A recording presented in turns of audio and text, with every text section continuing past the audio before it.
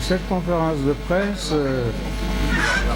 se tient au lendemain d'un événement important au Sénégal.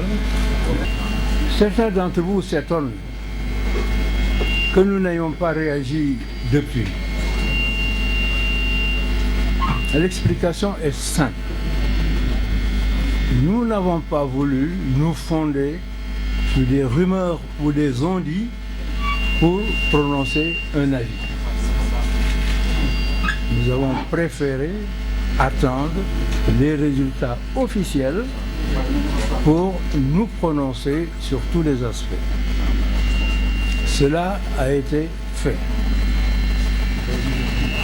Et nous comptons vous livrer notre sentiment sur ce qui, pour nous, est une mascarade électorale qui n'a rien d'élection, préparée longtemps à l'avance comme une fraude générale planifiée. Je pense que nous n'avons pas besoin de chercher très loin pour trouver les preuves de cette affirmation. Nous nous exprimons à travers un livre blanc. C'est aussi l'une des raisons pour lesquelles nous avons tardé à vous rencontrer. Ce livre blanc prend le problème à l'origine. Parce qu'une élection, ce n'est pas seulement un scrutin. Une élection, un scrutin, c'est prendre ton bulletin et aller le jeter dans l'urne et compter. Il y a toute une histoire avant l'élection et...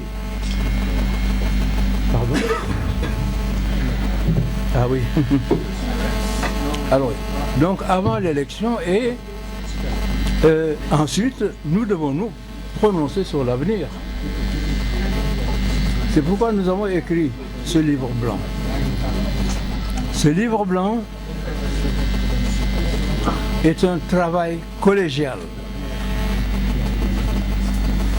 Personne ici ne l'a écrit. C'est toute une équipe qui l'a élaboré. On va vous le distribuer. Moi, c'est vrai, on me demandait mon avis. La première séance s'est déroulée chez moi, où on a dessiné le canevas du document, et après, les rédacteurs qui sont ici se sont partagés le travail. Chacun pour écrire une partie et les renvoyer à une centralisation qui a été faite au niveau de Amadou Sall. Il y a eu un minimum, si je ne me trompe, de 6 échanges entre lui et chacun des rédacteurs. Parce que nous avons voulu, à la fin, assumer notre responsabilité sur tout ce qui est écrit ici. C'est à la fin seulement qu'ils sont venus me présenter le document. Je n'ai pas fait d'observation majeure. J'ai donné mon avis. Parce que ça ne servait à rien que ce soit moi qui écrive un tel livre. On dira, bon, c'est vrai. Donc, c'est un travail collégial.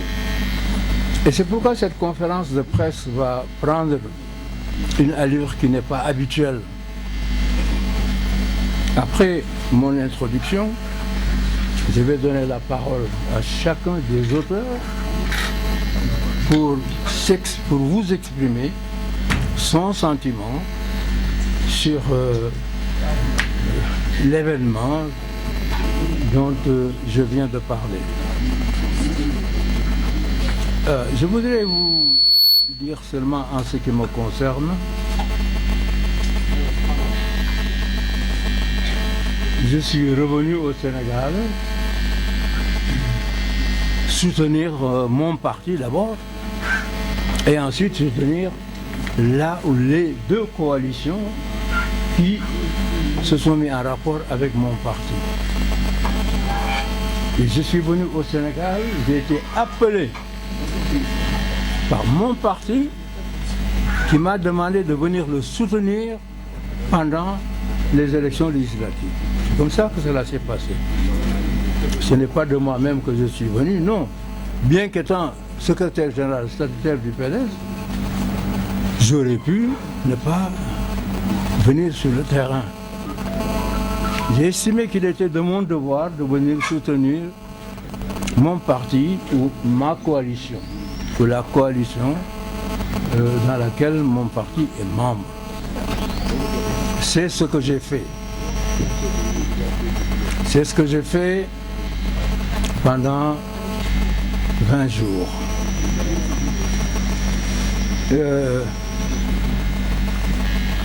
Je pense que ma participation, malgré les résultats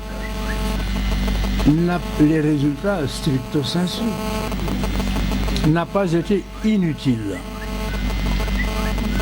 Comme certains leaders, M. Mbaye, je crois, j'ai demandé, et mes collaborateurs aussi, si je n'étais pas venu, qu'est-ce que ça serait? Chacun d'entre vous peut se poser la question. Qu'est-ce que ça serait? Ramener peut-être le PDS à 7 ou 8%, détruire tous les autres leaders, etc. C'est pourquoi je pense que ma présence n'a pas été inutile. Et que si nous n'avons pas gagné stricto sensu, c'est parce qu'il n'y a pas eu d'élection, parce que ma conviction est que dans des élections normales au Sénégal, c'est le PDS et ses alliés qui viennent en tête de très loin, et que Macky Sall, son parti et ses alliés ne peuvent même pas occuper la 3e position. C'est ma conviction profonde. Et je le dis ici, en tant que musulman, quand même d'un certain âge, vous le savez très bien. Un musulman d'un certain âge ne ment pas. J'exprime ma conviction. Et nombreux sont les Sénégalais qui ont cette conviction.